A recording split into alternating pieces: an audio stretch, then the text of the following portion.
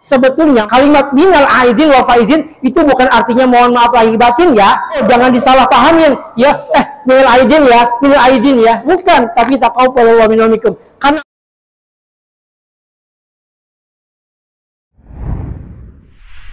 A'udzu billahi minasy syaithanir rajim.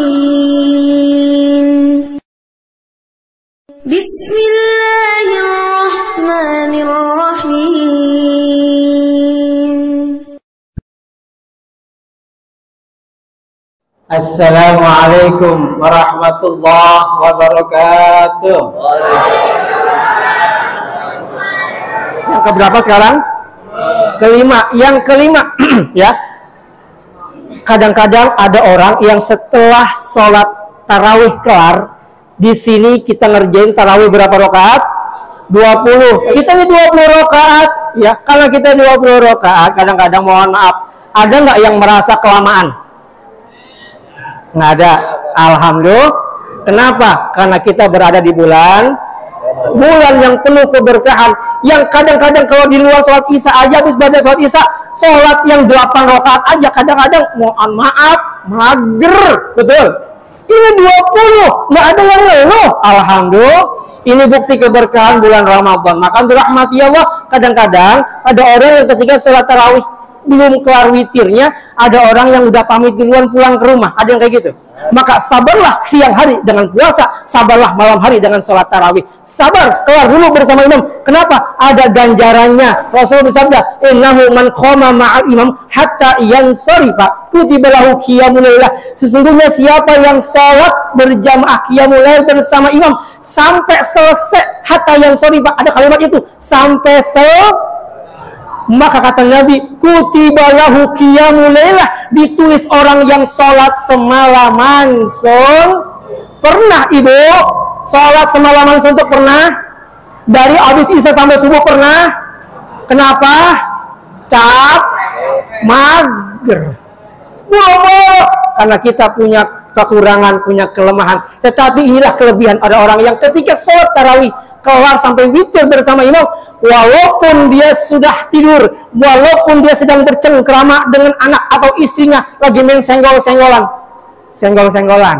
tapi Allah kasih pahala sholat semalaman suntuk, karena dia sholat witir, sholat tarawih plus witir sampai selesai bersama maka mohon izin, sabar kalau sholat tarawih, nunggu kelar bersama imam sampai kelar witirnya. Setuju?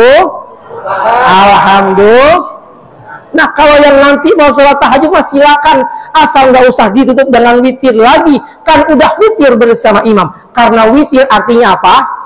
Ganjil. Kalau udah witir tadi 3 sama imam, kalau terus nambah lagi entar tahajud, nambah 3 lagi, 3 tambah 3 berapa? 6. Ganjil apa genep? Bukan witir. Kalau 3 nambah lagi entar 1, 3 tambah 1 berapa? 4. Ganjil apa genep?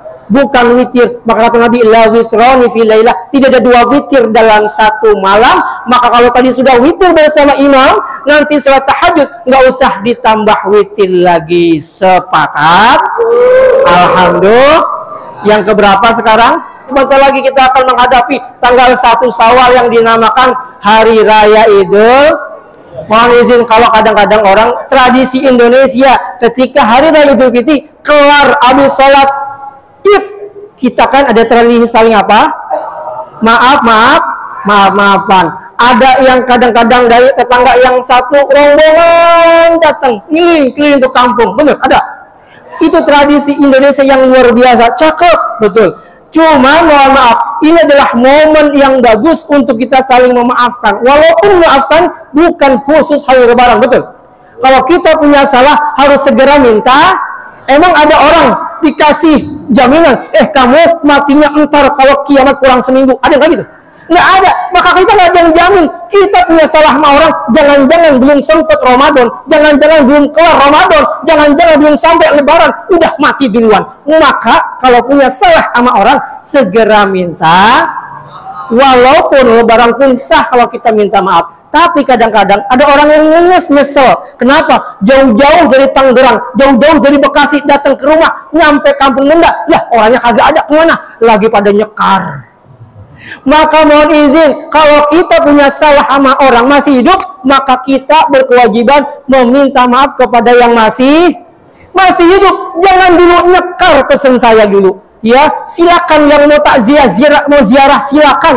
Tapi jangan dulu lihat momennya. Ada orang yang jauh-jauh dari Bekasi, saudara jauh-jauh mungkin dari Tanjung Priok, pengen ketemu, pengen salaman, pengen minta maaf, tapi orangnya kagak. Kenapa? Lagi pada kekuburan.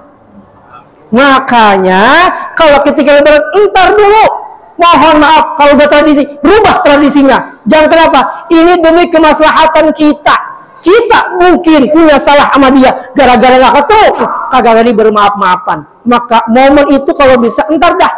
Kalau orang meninggal mah bisa dibacain doa di rumah, betul. Kalau kita keluar dari lebaran 2 hari, sah nggak kalau kita ke ziarah sana? Lebaran 3 hari sah nggak? Lah kapan aja sah, betul. Karena dirahmati Allah, dahulukan yang masih hidup dulu.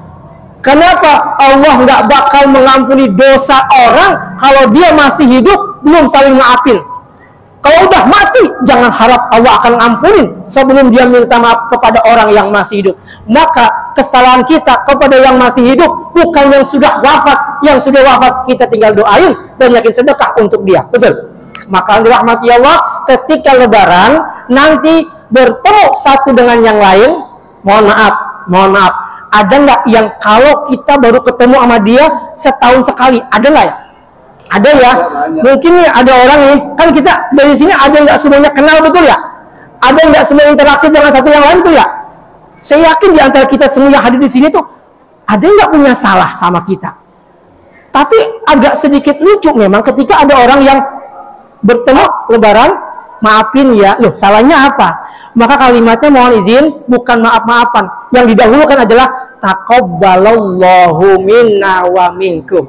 Saling mendoakan. Para sahabat, para salaf dulu ketika tanggal 1 Syawal setelah sholat Idul Fitri atau Idul Adha, mereka berjumpa saling mendoakan semoga ibadah Ramadan selama sebulan diterima oleh Allah Subhanahu wa taala. Kalimatnya taqabbalallahu minna wa minkum. Ini yang pertama. Yang kedua, silakan kalau kita punya salah, kalimat yang kedua yang keluar adalah maafin salah saya, ikhlaskan kesalahan saya, utang-utang juga tolong ikhlasin, betul?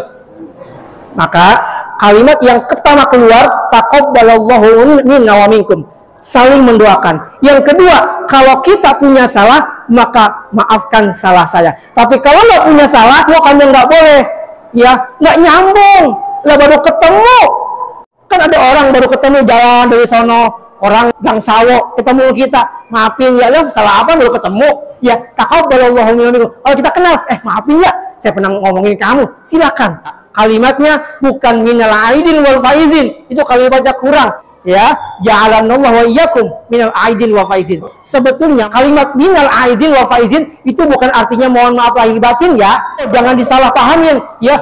Minal aidin ya. Bukan, tapi taqabbalallahu minna wa minkum. Karena minal aidin, min itu artinya dari, al aidin orang yang kembali, wal faizin dan orang yang beruntung. Coba kalau disambung. Minal aidin wa faizin ya, dari orang yang kembali dan orang yang beruntung ya. Tuh, lu paham? Ada kalimat yang dihilangkan, ja'alanallahu wa iyyakum minal aidin wal faizin. Kira-kira pantas nggak kalau kita doa gini? Ya Allah, ya, fid dunya hasanah wa fil akhirati hasanah. Pantas nggak? Pas nggak? Ada kalimat yang robbana atina nggak diucapin. Robbana atina, ya Allah berikanlah atina fid dunya hasanah, di dalam dunia kebaikan. Ya ada kalimat yang dihilangkan. Tahu-tahu ya Allah fid dunya hasanah. Yo bingung. Sama itu kalimat minal aidin tuh ada pertengahan yang diambil di awalnya. Maka kalau mau pakai kalimat minal aidin silakan. Tapi harus lengkap. Ja'alanallahu wa iyyakum atau Allahumma ja'alna minal aidin wal faizin. Baru cakep.